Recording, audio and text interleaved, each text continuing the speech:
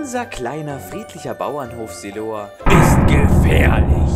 Um hier zu überleben, braucht es Regeln, Survival-Techniken. In diesem Video zeigen wir euch unsere wichtigsten Hofregeln. Thema Feuer machen. Verboten!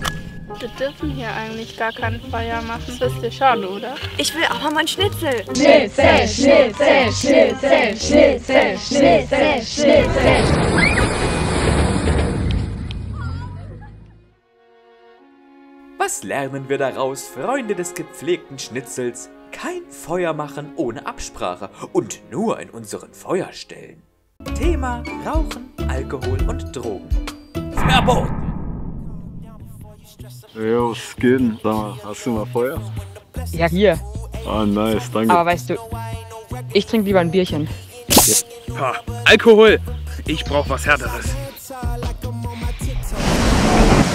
Rauchen, Alkohol und Drogen sind verboten und außerdem schlecht für deine Gesundheit. Zum Beispiel könnte man eine Erkältung davon bekommen. Also Finger weg oder Finger ab. Thema Fußballspielen auf dem Hof. Verboten! Hey, du da! Spiel mit mir Fußball! Aber wir sind hier doch auf dem Hof, das ist doch verboten. Egal! Ich bin Profi!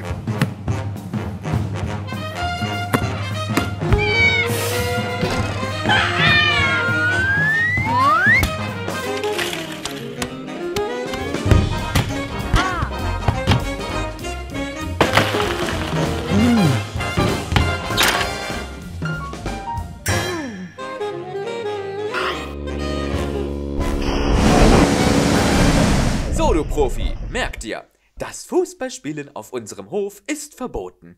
Dafür gibt es einen extra Fußballplatz.